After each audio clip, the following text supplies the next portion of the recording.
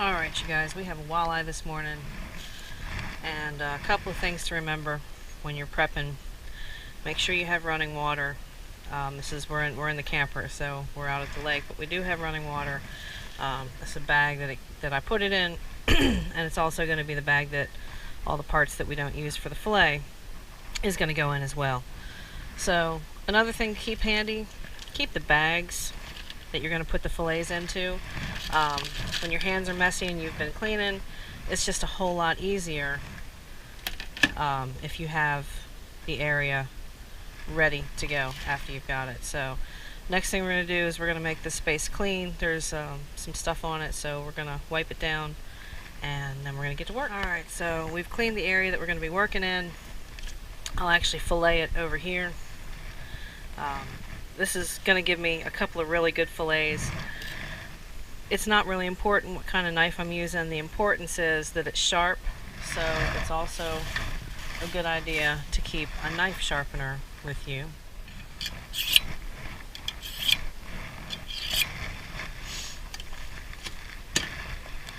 Alright, what we're going to do is we're going to come in right here, just behind the gill plate, along the ridge of the spine. And I'm going to give us, oh, the lights are on. Okay, well, sorry it's a little dark, y'all. It's dark inside this camper, so I apologize. But we're going to come in right here, and we're going to go ahead and cut right along. And once you have that incision made, it makes it a whole lot easier. And you just bring your fingers behind you as you work, and just go right along the spine. Now there's a little bump there, so work around that and then just come all the way back. And I'll do one side at a time, but once you've gotten to at least near the tail, what I like to do is I'll turn that fish around and I'll take the blade, and always make sure that you're moving that blade away from you, and I'll go ahead and slice all the way through to the tail and then come out. And then what I'm going to do, and unfortunately I've left a little bit of meat that I might come back and trim out, but then as you have that tail section, just kind of fillet down as you work, and then just fillet it right down that spine. And this is going to give a real nice fillet.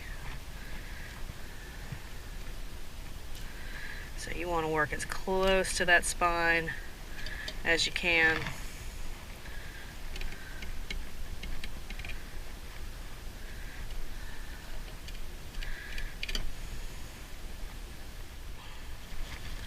There's some knives out there that's going to hold that sharpness.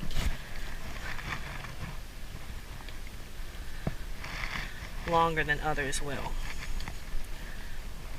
But we're not going to endorse one knife over the other. One thing that I suggest is learning how to sharpen your own knives.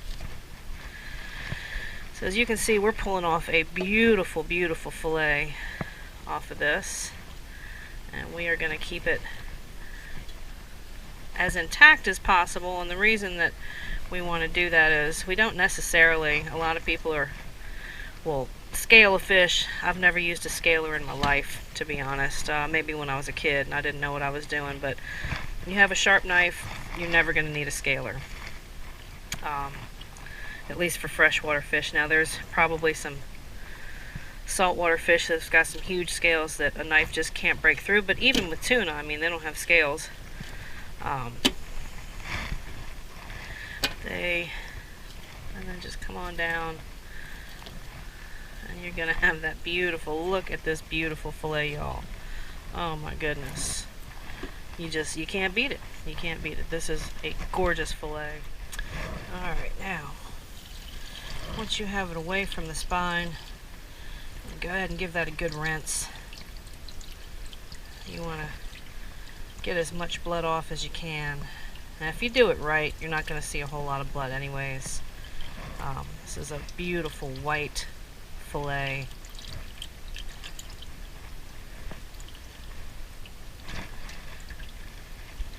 Now we need to separate it from the skin.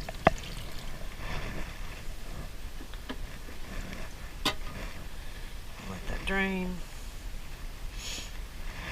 All I'm going to do is pop this onto this board over here. Rinse my hands a good bit. You'll see me wash my hands a lot when I'm cleaning fish, actually when you're around any kind of meat. Kind of get that blade. Now, give it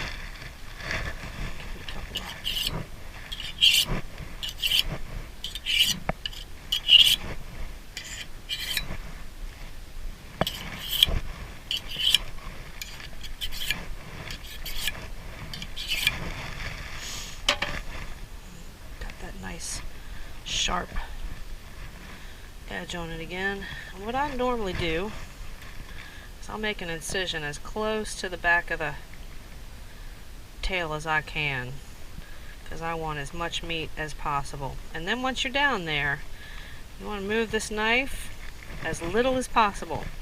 So if you have a sharp knife, I'm going to take the skin itself and hold on to that, and then just move that back and forth along the skin. And I've got my blade at about a 30, maybe a 40-degree angle, and I'm just working it along the back of this.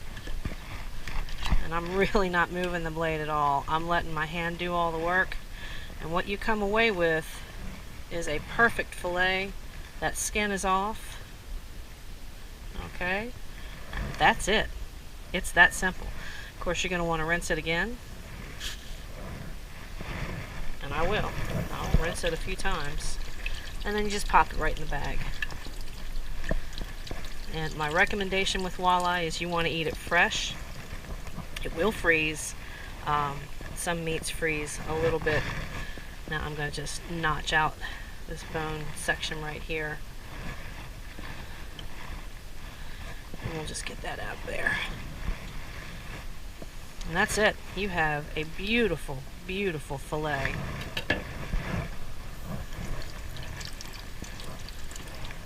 How pretty is that? And that's going to be real good eating, y'all. This is the last segment, y'all.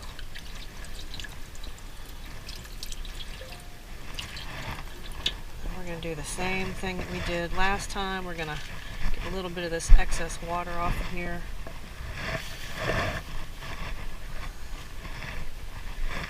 Just so the back of this fillet will stick better to our surface that we're using. So we're going to pop that down on the surface.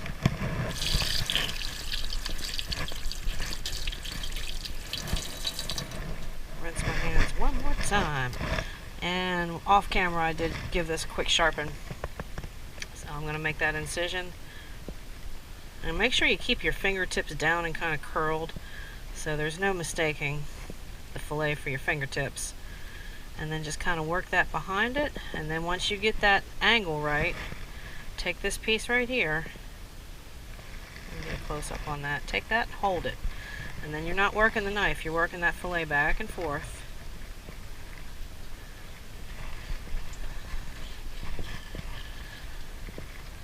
So you notice I'm not moving my knife, not one bit. All I'm doing is pulling this, and you have a perfect, there's your skin. Wow.